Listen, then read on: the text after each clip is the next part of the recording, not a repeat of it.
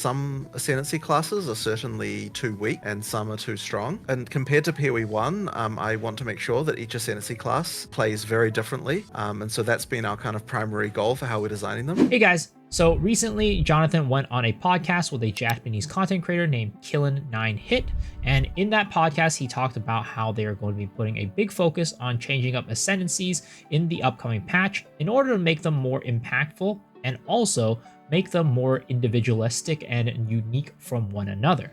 So in front of me, I have all the classes and all of the Ascendancies, and I wanted to go over the ones that I think need the most help in the upcoming patch. We're going to take a look at each of them and talk about why they're so weak right now and potentially what we can do to make them a little bit stronger.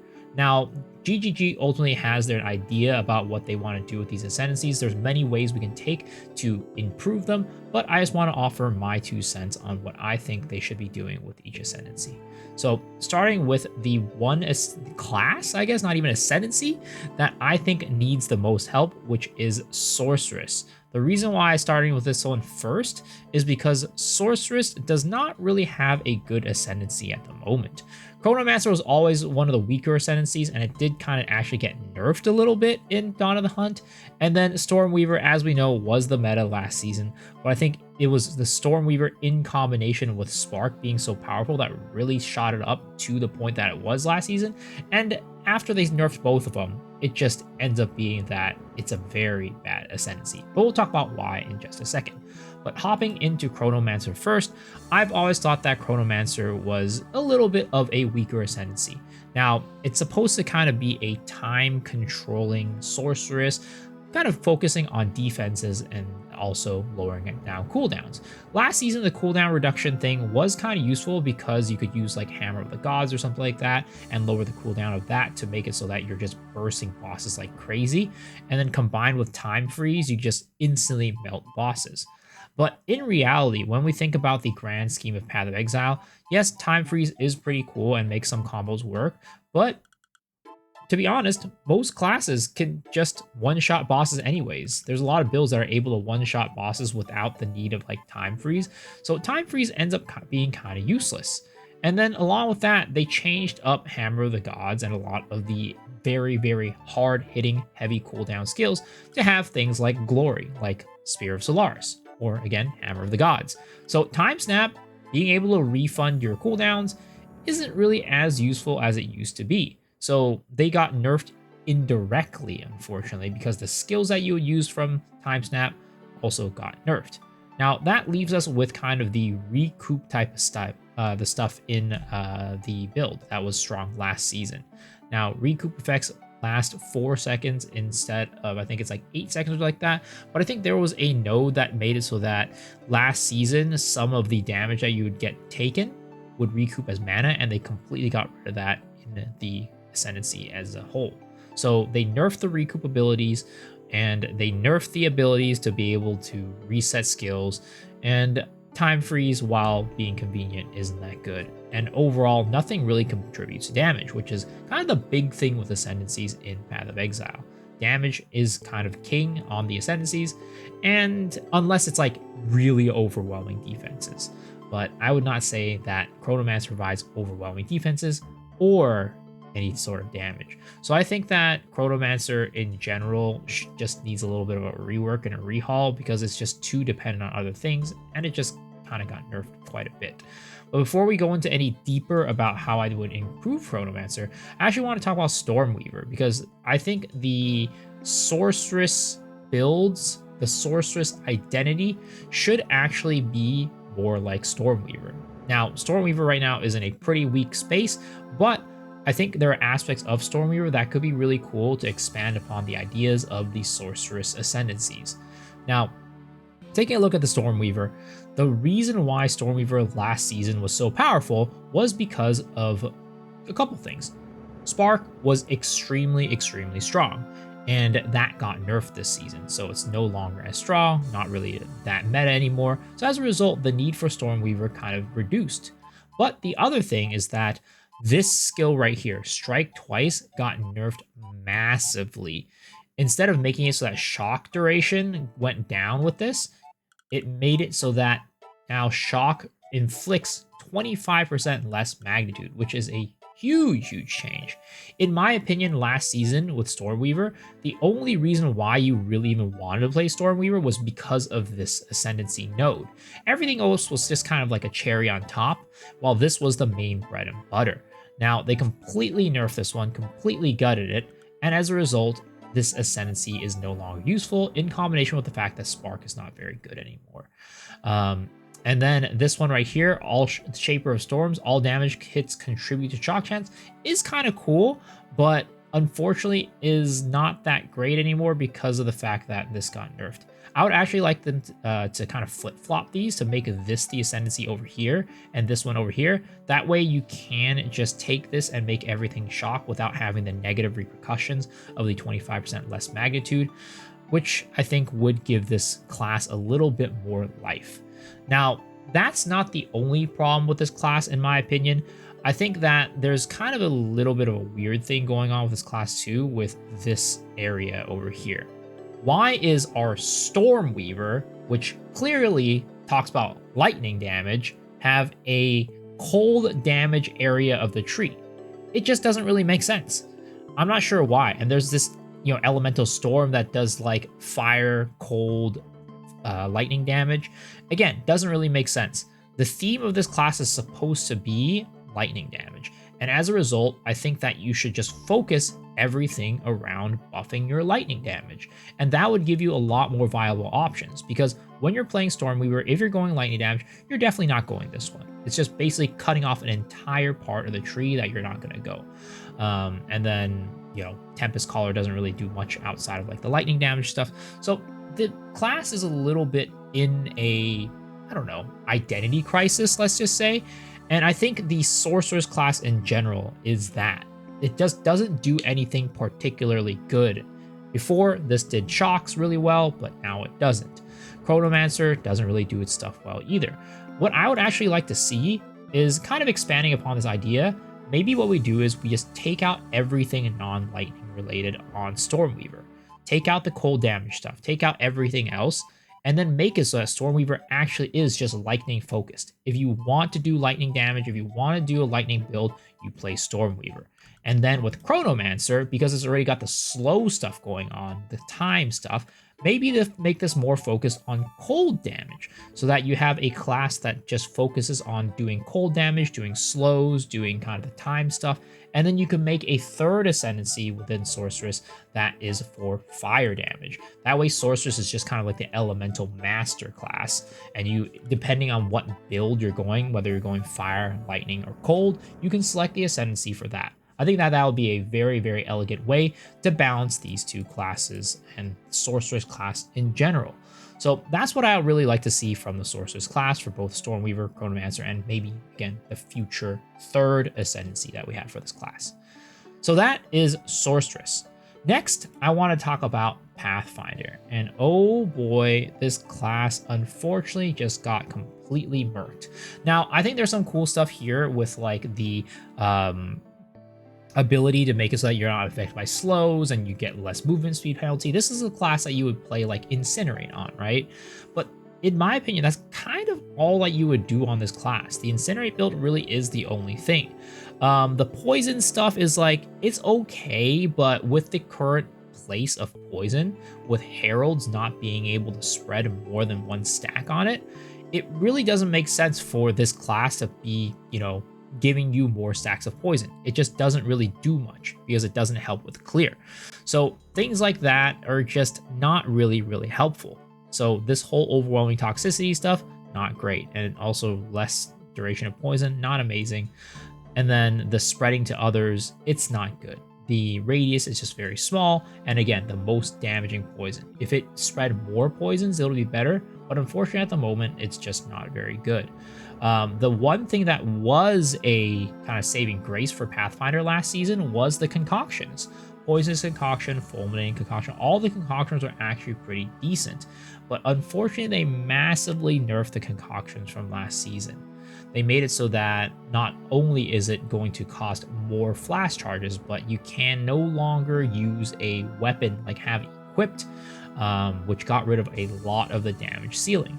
Now, I understand that in Path of Exile 1, that works the same way, but in Path of Exile 1, you didn't have this limitation where you couldn't use your concoctions anymore if you had no more flash charges. It just did less damage.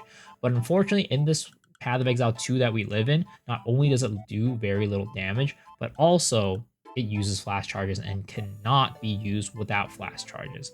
So it just doesn't do enough damage and you can't really use it very well. I would like to see them revert the nerfs that they did to Poisonous Concoction and make it so just that the ceiling stays the same, I guess, but the floor goes down lower. Because I think that's kind of the main reason why they nerfed Concoction so badly, is because of the fact that last season it was just so easy to get concoctions off the ground to make it very strong. I think that it's fine to keep the ability to, or rather, it's fine that they made it so you can't use weapons with it, because that's kind of the whole theme. But I think that they really need to rethink the idea that you can't use it without flash charges. Because if you make it this week on top of making it so that you can't use flash charges, it's just never going to work. So I would really like them to work on making the concoctions actually viable next league so that they are back in action, ready to go, because it was a fun playstyle. Now, next we have Tactician. So Tactician, I think, is another one of those class ascendancies that doesn't really have an identity, and that's kind of the biggest problem. Everything on here just doesn't really synergize very well with one another, and all kind of represent a little bit of different ideas. So you have this one over here, which is stuff about totems, but nothing else but boosts totems or the totem playstyle here. This is like, you know, the supporting fire. It's not a very good skill. They should probably buff it. Right here, stay light, use cover, some weird survivability stuff, which doesn't really give you that much, unfortunately. Ailment threshold doesn't work very well because there's stuff that guarantees like ailments on you. Stun threshold's fine, it's whatever. And then this one, it's like, okay, armor, more, you know, a little bit of an increase to your evasion chance. But in reality, it's just the state of armor and evasion, like evasion only or armor only, or even a hybrid, just isn't very good. So this is just pretty completely useless. And especially where it is on the tree, it's going to be hard for you to get a lot more energy shield, or, you know, if you didn't want to use this. So it basically means like this is pretty much useless in a lot of situations, and not very good. Next is Pinned. It's okay. It doesn't give you any damage, but helps you a bit with like survivability against bosses and stuff. Not the worst thing, but it doesn't add damage. And then you have the Banners playstyle, which is fine. And then you have the Presence. Allies in your presence do more damage. And then you also have this Persistent buffs that does less reservation.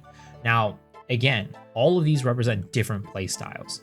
Totems, having this support skill, right? This is not really like a playstyle thing. It just kind of sucks. I think it just needs a little bit of buff. This is like a pinning playstyle with like projectiles and stuff.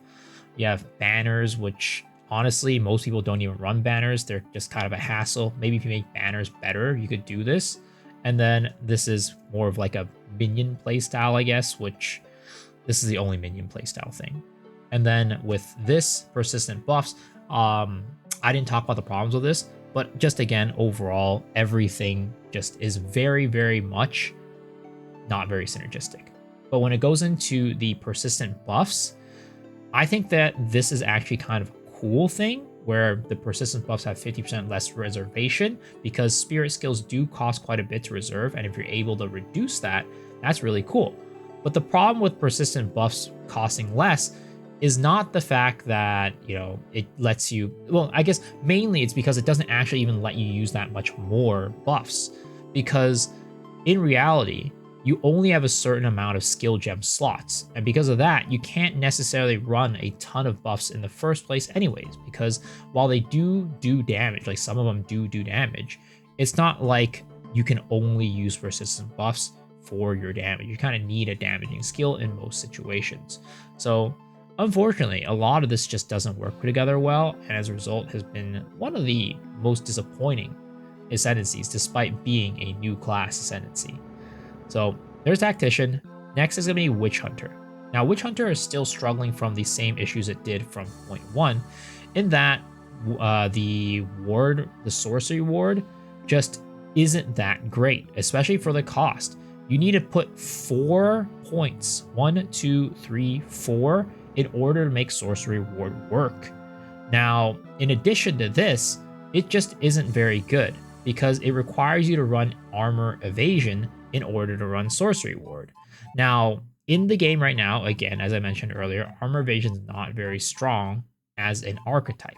You really either want to go full evasion with Hyri's Ire, which still isn't that great, or ideally evasion energy shield or full energy shield.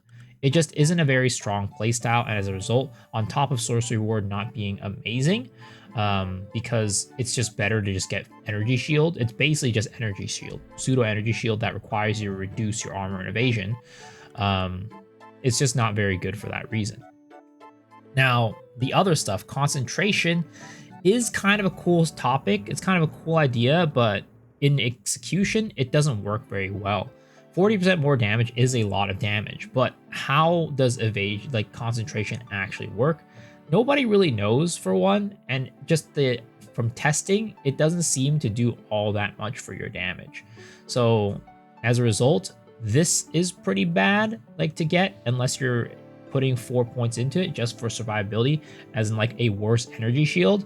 And this doesn't really work very well either. So half the Ascendancy is already not working. Now you have the Zealous Inquisition, which is all right. It's not great. Again, 10% chance for exploding. It's whatever. And also, I don't know why it has the chances doubled against undead and enemy demons. I know it's the Witchhunter Ascendancy, so it's kind of thematic, but just take that out, give it a flat 20%, and that might be a much better way to use the skill. And then you have Decimating Strike and Coaling Strike, which are fine. They're okay, but they're not going to be increasing your damage by that much. And then with the Weapon Master, I just don't see this being very useful, because there are times when I want to put in maybe an extra 5 to 10 weapon set nodes on my characters, but 20? I don't think most builds can actually even find 20 passive nodes for both passive trees to use and make use of. At some point, you're just well, I'm just going to put these in random things to just use it like that.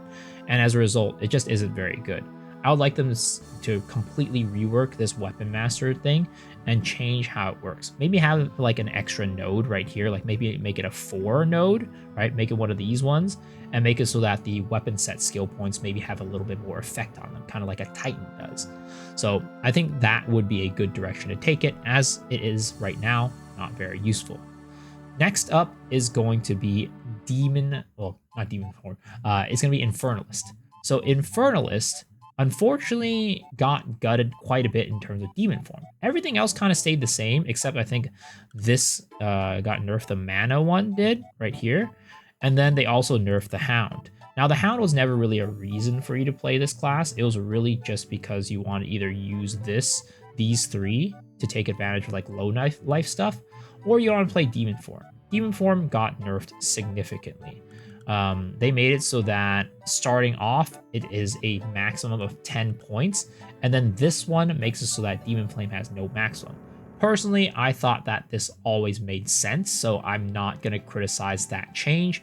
But I think that because of the way they changed it and making it so that the health loss per second is a flat number as opposed to a percentage number, it makes it so that on top of now having to put 4 points into this to make it work, you're also making it so that the demon form playstyle is a lot harder to sustain, because before it was percentage based and you could run low life, and as a result you didn't need that much regen to overcome the problems. Now with it being a flat number, that's a lot bigger of an issue, because as you ramp it, as you scale it, it just scales higher and higher and higher, and it's just, in terms of recouping the health costs, is a lot harder. On top of the fact that they made it so that, of course, Loyal Hellhound now doesn't take some of the damage that you take. It just overall weakens the ability for you to play Demon Form, and as a result, nobody plays Demon Form anymore. I would really like to see them put this back into a percentage life situation, reverting that nerf, because I think that this change where you have to get 4 points probably is enough to make Demon Form not very strong anymore. And on top of that, they had that bug during the first season where you could use a unique helmet to make it so that you just had crazy amounts of regen. Now that they got rid of that bug, I think that demon form is a lot less popular to begin with anyways. So I would really just like to see him revert demon form to its former glory, because this really was the reason why a lot of people played Infernalist to begin with. So that getting removed was a huge problem. Now, Chayula Monk is probably going to be on the top of most people's lists, and this class is struggling. So I think that Chayula Monk has a couple problems.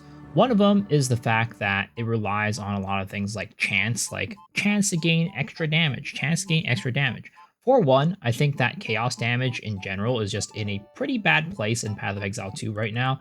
None of the chaos damage skills and chaos damage scaling are very good.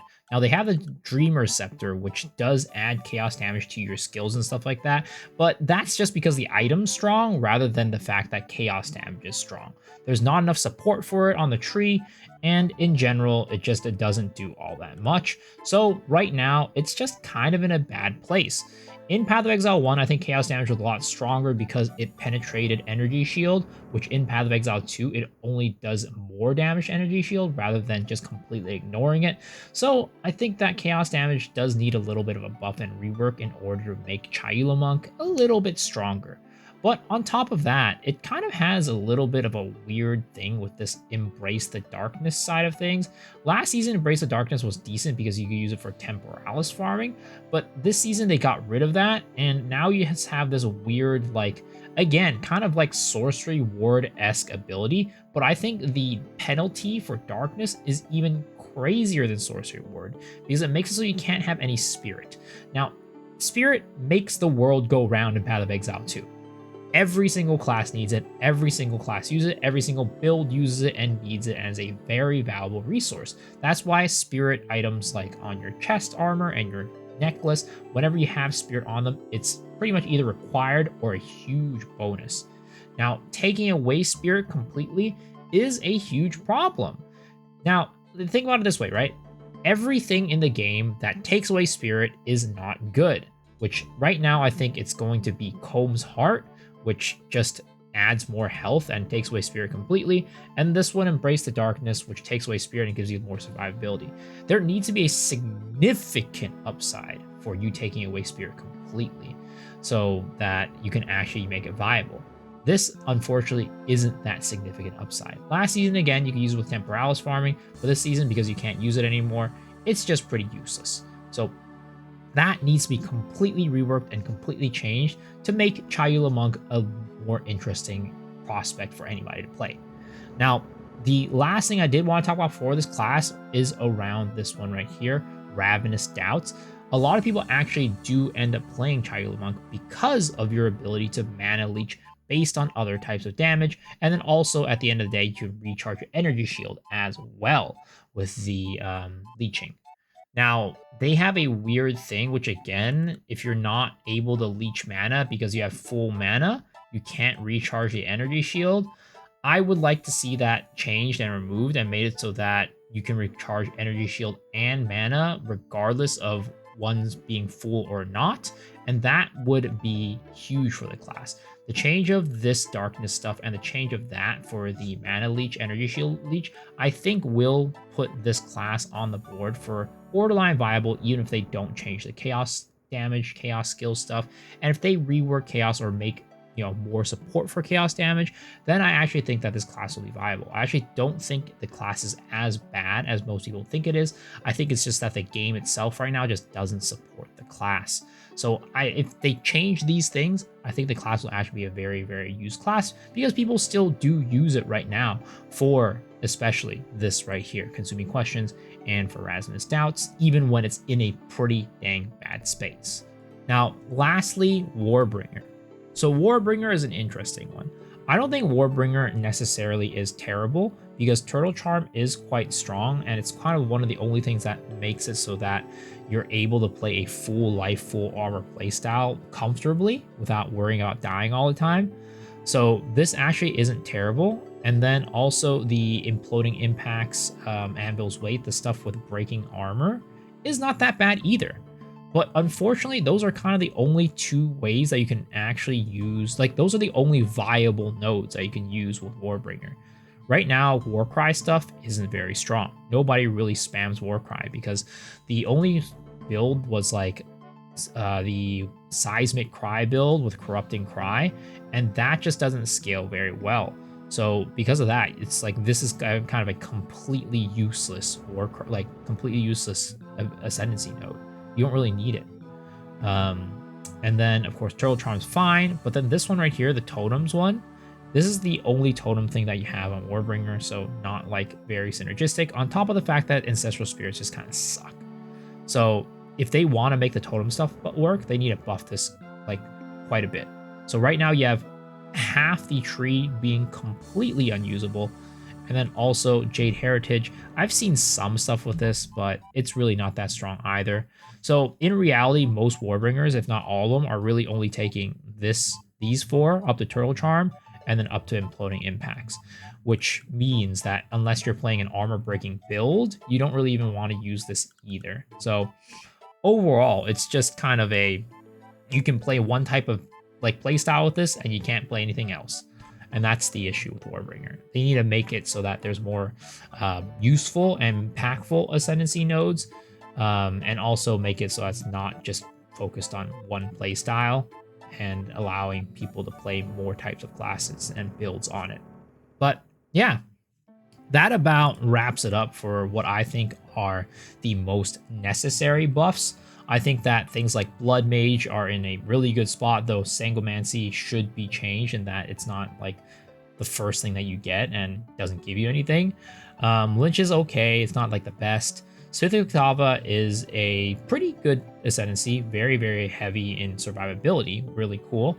So that's really good. Titan has its small nodes thing, which is really good too. Like overall, most of the other Ascendancies are fine. They're not like the ones that are really overperforming right now are Blood Mage and Deadeye, and Ritualist is pretty good too. But everything else is actually, I would say, pretty balanced and doesn't really need much of a nerf or anything like that. I think we just need to buff up some of these Ascendancies and make them a little bit more individualistic so more people play them. As per usual, there's always going to be a meta. So even if they buff certain classes up next season, there's always going to be these are the most powerful classes. But I'd like to see a little bit more variety in terms of the viable Ascendancies and a little bit better of a spread compared to this season. Because this season, it literally is just all Deadeyes, all Blood Mages. But yeah, that's about it. Hopefully you guys enjoyed the video. Let me know what you guys think in the comment section below. Do you think I missed any Ascendancies, or do you think my take on some of the Ascendancies are wrong? Let me know in the comments. And as per usual, the best way to support the channel is by hitting that sub button. It is completely free and also lets me know that you enjoy this type of content and want to see more. I also stream every single night on twitch.tv/misoxshiru, so I'd love to see you guys there. But if I can't, don't worry about it. Hopefully I'll see y'all on the next video. All right, guys. Peace.